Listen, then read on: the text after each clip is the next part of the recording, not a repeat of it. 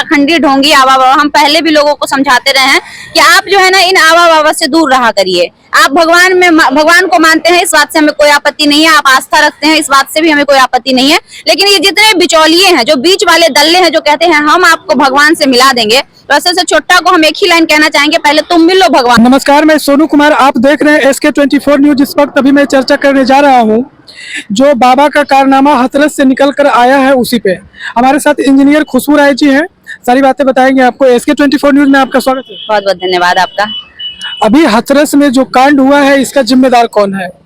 Simple सी बात है, जिम्मेदार जिसकी वजह से हुआ है वही होगा ना। इसके जो बाबा है, जिसको भोले बाबा के नाम से जाना जाता है, उसका नाम है नारायण सकार हरि, तो वही जिम्मेदार है। सिंपल सी बात है, न वो जाता, न सत्संग होता, न लोग आते, न लोग मारे जाते, तो 100% जिम्मेदार वो है। अगर वो वहां नहीं जाता तो कोई सीन ही नहीं क्रिएट होता। तो सबसे बड़ा है कि लोग जितने पाखंडी ढोंगी आवा बाबा, हम पहले भी लोगों को समझाते रहे हैं कि आप जो है ना इन आवा बाबा से दूर रहा करिए। आप भगवान को मानते हैं, इस बात से हमें कोई आपत्ति नहीं है। आप आस्था रखते हैं, इस बात से भी हमें कोई आपत्ति नहीं है। लेकिन ये जितने बिचौलिए हैं, जो बीच वाले दल्ले हैं, जो कहते हैं हम आपको भगवान से मिला देंगे, तो ऐसे से छोटा को हम एक ही लाइन कहना चाहेंगे, पहले तुम मिल लो भगवान से, तब तुम किसी और को मिलाने की बात करना। और रही बात इसका, खासकर भोले बाबा जो नारायण सकार हरि है, इसका पैसे से ऐसा ही था। वहां पे उत्तर प्रदेश में पोस्टिंग थी इसको वहां से निकाल दिया गया था। वो भी क्यों? तो यौन शोषण का आरोप है इसके ऊपर 5 FIR है। अब जरा हमें ये बताइए कि जो इंसान खुद पापी हो वो क्या भगवान से मिलाएगा? तो अभी हमारे देश में बहुत बड़ा धंधा चल रहा है, धर्म के नाम पर धंधा, जो सबसे आसान है और जिस पर उंगली कोई नहीं उठा सकता है।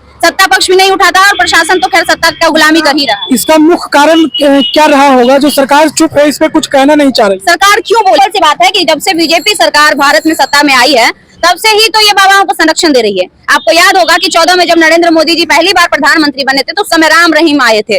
नरेंद्र मोदी उनके सामने भी नतमस्तक हुए थे, और अभी राम रहीम कहाँ है वो भी आपको पता है। 19 में एक और बाबा उभर के सामने आए थे, आसाराम बापू, वो भी कहाँ है ये भी आपको पता है। 24 में एक और बाबा उभर के आए, धीरेन्द्र शास्त्री, महज 24-25 साल का लड़का लौंडा लोग बन गया बाबा। बताइए, मतलब बड़े बड़े पढ़े लिखे ज्ञानेश्वर, बड़े बड़े मंडलेश्वर जो भी हो, बहुत सारे लोग हैं, वो सब कुछ नहीं है। और ये 24 साल का लड़का जिसको खुद नहीं कुछ ज्ञान है, अनपढ़ गवार, वो बन जाता है बाबा, और उसके चरणों में गिरते हैं हमारे देश के प्रधानमंत्री। ये हमारे देश की विडंबना नहीं है तो और क्या है? ये अंधभक्ति में लोग इतने लीन हो गए हैं कि किसी को भी कुछ भी बना देते हैं। और संरक्षण मिलता है वैसे बाबाओं को, Z+ का सुरक्षा दिया जाता है। आप सोचिए ना, हमारे देश में बहुत मेडलिस्ट है, हमारे देश में बहुत ऐसा परिवार है जो स्वतंत्रता सेनानी का परिवार रहा है। अगर आपको Z+ का सुरक्षा ही देना है तो आप वैसे लोगों को दीजिए ना जो वाकई उसके काबिल है। लेकिन आप Z+ का सुरक्षा किसको दीजिएगा? तो ऐसे ढोंगी और पाखंडियों को, जो देश को बर्बाद कर रहा है, जो देश को गर्त में ले जा रहा है, जो देश को शिक्षा से दूर ले जा रहा है, जो अंधविश्वास फैला रहा है, लोगों के मन में भय और लोभ की राजनीति कर रहा है, व्यापार कर रहा है। सबसे बड़ा धंधा बन चुका है आज की डेट में। और जब तक ऐसे वैसे आवा बाबा ढाबा को केंद्र सरकार हो चाहे मौजूदा राज्य सरकार हो संरक्षण नहीं देगी,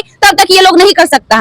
मीडिया के मुताबिक से ये बात चल रही है कि वहाँ का जो सांसद चंद्रशेखर रावत है वो भी दलित है, उसमें जो महिलाएं मृत्यु जिनका हुआ वो भी दलित है, और बाबा भी दलित है। इस पे कुछ नहीं कहना चाह रहे हैं, आपका क्या राय है? देखिए, दलित की बात नहीं है, खासकर अभी भी हमारे देश में जो अशिक्षित वर्ग के लोग हैं वो ज्यादातर बैकवर्ड कम्युनिटी से ही आते हैं। खासकर जो दलित लोग हैं, SC ST कैटेगरी के जो लोग हैं, वो आज भी शिक्षा से कोसों दूर हैं। आरक्षण क्यों दिया गया है? इसीलिए न दिया गया है ताकि जो हमारे दलित समाज के लोग हैं, जो शिक्षा में पीछे हैं, जो हमारे निचले पायदान के लोग हैं, उनको भी आगे लाने का प्रयास किया जाए। लेकिन आरक्षण भी लोग से हजम नहीं होता है। जब आरक्षण बढ़ाया जाता है तो ये लोग रिट दायर कर देता है। सब सामंती मनुवादी सब चाहता नहीं है कि वो आरक्षण देश में रहे, और आरक्षण का विरोध हमेशा से ये मनुवादी सब किया है। यही वजह है। तो सबसे ज्यादा इसका शिकार महिलाएं ही होती है, क्योंकि अभी भी महिलाओं का आप शिक्षा दर देख लीजिए, महज 54 से 55% महिलाओं का शिक्षा दर है। मतलब 50% महिलाएं अभी भी हमारे देश में अशिक्षित है।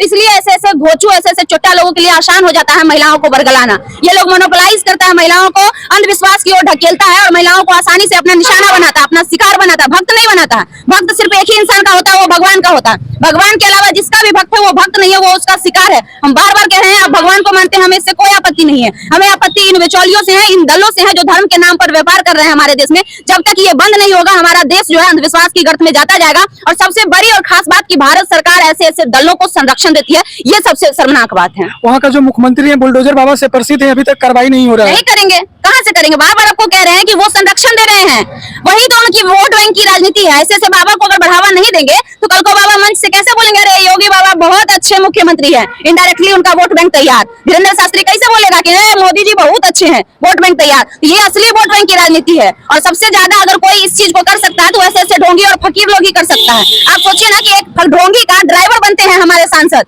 ये कितना शर्मनाक बात है। आप सोचिए ना, ड्राइवर ही बनना है तो हमारे देश के उस प्रतिष्ठित लोगों का बनिए ना जो हमारे देश के लिए योगदान दिया हो। आप हमें बताइए ना, धीरेन्द्र शास्त्री ने हमारे देश के लिए क्या किया है? आप हमें बताइए ना, आसाराम बापू ने हमारे देश के लिए क्या किया है? आप हमें बताइए ना, राम रहीम ने हमारे देश के लिए क्या किया? चाहे यही चोट्टा जो वहाँ पे गया हुआ था नारायण सकरहरी, ये हमारे देश के लिए क्या किया है? लेकिन इसकी वजह से हमारे देश को नुकसान जरूर हुआ। 122 लोग आज मौत के मुंह में जरूर सो गए हैं। छोटे छोटे बच्चे जो दुनिया देखने से पहले दुनिया से चले गए, उसका जिम्मेवार ये जरूर है। तो हम क्यों मानते हैं, हम क्यों ऐसे लोगों को संरक्षण देते हैं? तो वो तो जिम्मेदार है, उसके साथ साथ सरकार भी जिम्मेदार है जो ऐसे ऐसे लोगों को बढ़ावा देती है। बैन करिए ऐसे ऐसे लोगों को।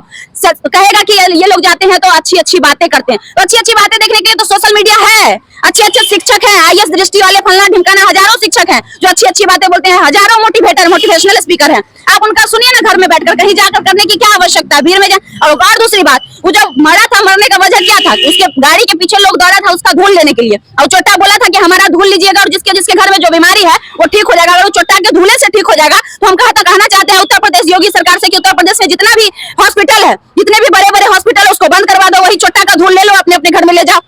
सबसे पहले वहाँ के जो सरकार है, वहाँ के जो प्रशासन है, वो ले जाए उठा उठा के धूल अपने घर में।